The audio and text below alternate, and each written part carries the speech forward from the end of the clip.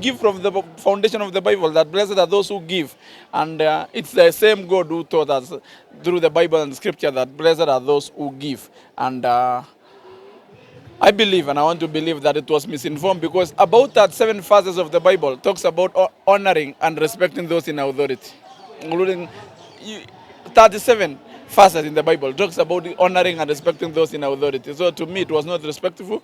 If the bishop had issues, they will seek audience with the president and discuss, iron out, advise president on how to fight corruption. If they believe there is a way they can advise the president to fight corruption, and work in harmony towards one direction and build a country. It is not fair.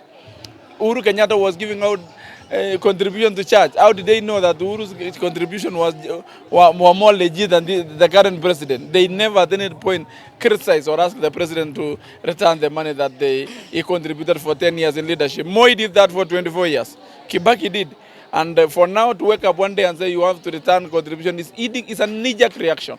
It's eating to pressure which are not informed by any scripture or informed by any basic or any doctrine. It is just for emotional knee-jerk reaction. So I think leo tumekuwa tukifukua kanisa la Catholic Mogotio ambaye ni Holy Cross Mogotio, ambaye tulijenga kupitia kwa mchango wetu kama wanasiasa, kama viongozi na kama jamii ya Mogotio.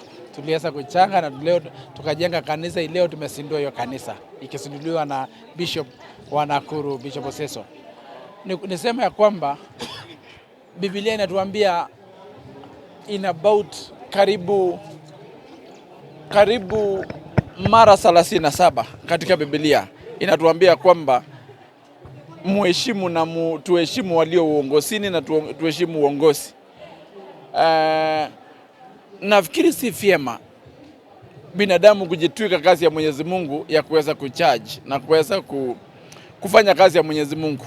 Ni Mwenyezi Mungu ndiye anayejua nani ndio anafanya kazi ya haki, nani anafanya kazi ya halali, nani afanye kazi ya halali. Hiyo ni kazi ya binadamu na Mwenyezi Mungu yake. It is the work of a man and his God to decide whether man is holy or not, whether his money is holy or not. It is not our work as human being to make that decision. This church, Mogotio Holy Cross, we built through fundraising. It was fundraising. Many leaders, including President William Ruto, including many other leaders who came through to make sure that we have a beautiful church today, that it has been officially opened by Bishop of Nakuru. And through that contribution, including the members of community, no one can know anyone's source of money, including the congregants who fundraise for this church, including the ushers and the small people who came through for this church. Those who came with 50 shilling, you cannot ascertain where they got their 50 shilling from.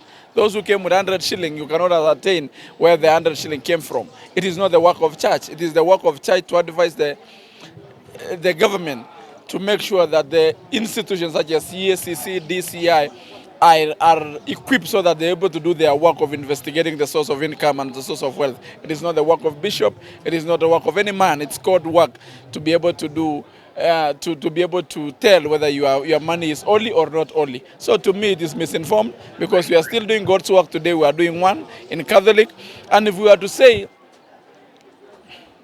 because we have been coexisting with the church and the church leaders, if they say they want to return the money, which money are they returning? For that one incident or all the other incidents that has been fundraised by the president and other leaders? We want to know that if it's about returning money, you return all the money, plus in kind, plus interest of those you have been given, because you have been given over time with goodwill and good, because we believe that. And the Bible tells us, he who gives gets more. And we give from the foundation of the Bible that blessed are those who give. And it's the same God who taught us through the Bible and scripture that blessed are those who give. And I believe, and I want to believe, that it was misinformed, because about that 7 verses of the Bible talks about honoring and respecting those in authority, including 37 verses in the Bible talks about honoring and respecting those in authority. So to me, it was not respectful. If the bishop had issues, they will seek audience with the president and discuss, iron out, advise president on how to fight corruption. If they believe there is a way they can advise the president to fight corruption, and work in harmony towards one direction and build a country. It is not fair. Uhuru Kenyatta was giving out contribution to church. How did they know that Uhuru's contribution was more legit than the current president? They never at any point criticized or asked the president to return the money that he contributed for 10 years in leadership. Moi did that for 24 years. Kibaki did. And for now to wake up one day and say you have to return contribution is a knee-jerk reaction. It's eating to pressure which are not informed by any scripture or informed by any basic or any doctrine. It is just for emotional knee-jerk reaction. So I think that's basically what I will say about it. Well, Kwa majina naitwa Kibet Komen, na Jumapili ya leo hapa Magoti imekuwa ni siku ya kufana sana, kwa sababu kanisa la Katoliki hapa imepata kufunguliwa, na ya muhimu zaidi tumekuwa na wanaharusi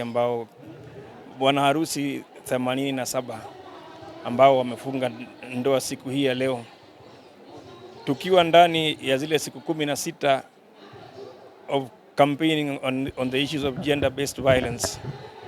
I think it comes at the right time, and from the homie, from the bishop, he was very passionate about issues dealing with gender-based violence, which I think is timely, and we would encourage the church and church leaders and all leaders to come out strongly and boldly on this issue of gender-based violence. Unfortunately, on this issue of GBV, it has been taken, or it's been put as though it's a fight that it's only men who are attacking women. But how I like how the bishop put it. He said that kuna wanaume huwa wanapigwa na mabibi zao, akina mama wakiwa ndio wanapiga nduru, so makosa inakaa kama ni wanaume. We would urge all of us to be tolerant, and as we were told today, kama imekuwa ni ngumu, heri watu wawachane kuliko hii ya kuumizana na mambo ya kuumiza mtu ama kutoa maisha ya mtu.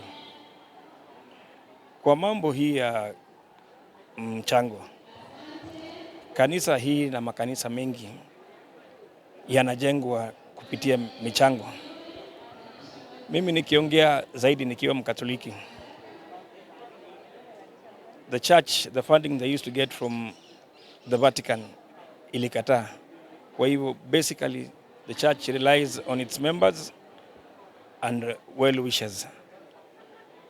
On this particular incident you're talking about, or you keep referring ile pesa ilirudishwa kule Nairobi, I would really not wish to speak about it, because the right person who could give the reasons is actually Archbishop Anyolo, because it is his letter and we saw his signature that was addressed to that particular church to refund the monies.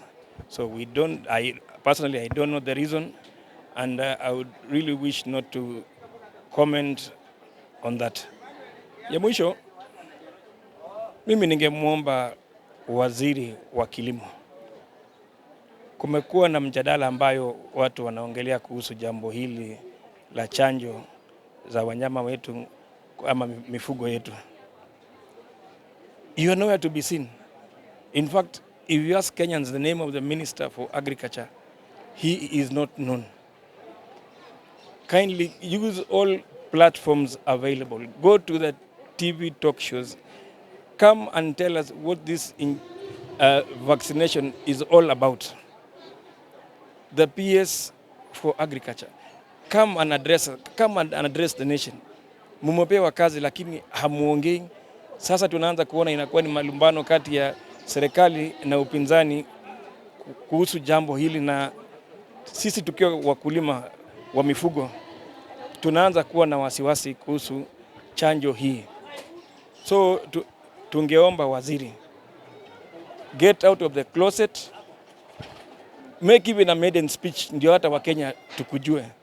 Otherwise tutaomba rais, tafadhali, kama huyu waziri hawezi toka na aje aelezee wakulima kuhusu chanjo hili, basi atafutiwe light duties, tupatiwe mtu ambaye who can come and address the nation and give us the exact information on this particular incident kuhusu chanjo hii ambayo tutapea mifugo zetu. Singependa kusema kupita hapo. Asanteni. Thank you very much. First, I want to celebrate the events of today. We began a journey as a Mogotio parish to build this magnificent parish church about a year ago. And at that time, we were accommodating over 300. Today, we have a church that can accommodate over 1,000 people. And this is where first I got my confirmation in 1985, December 25th, when I was confirmed by then Bishop of Diocese of Nakuru, Raphael Ndingi. So I have a lot of attachment to this church, and I also have a lot of sentimental history with this church. Today, Father Bishop Oseso and the parish priest, Father Maribonk, have joined us in consecrating and officially opening this church. Secondly, we also witnessed 87 marriages today, which is historic and phenomenal in terms of number. It's a very encouraging number that we have this number of couples who have joined and took their oaths of marriage today. But on the same line, it speaks to the issues of family. It speaks to the issues of marriage. It speaks to the issue of gender relationship between men and women. In the recent past in our country, and actually across Africa, we are told every 10 minutes, there's a girl, there's a woman who is being killed. And this is really, really telling. And that is why the president a few days ago, and we support him, he actually established a gender-based campaign to protect women. I want to record my support and also the community, this church, the support for protection of either gender, both men and women, because what we have been told today by the bishop is how to live together. If at all the relationship cannot work, there is no point of killing your partner. You can take a walk, you can separate, you can divorce, because those are the legal ways of separating. Killing each other or taking away life is unacceptable, is unlawful, it is not religious. When we bring families, no government can stand without families. No community can stand without families. So today's wedding of 87 families underscores the need and the power of families.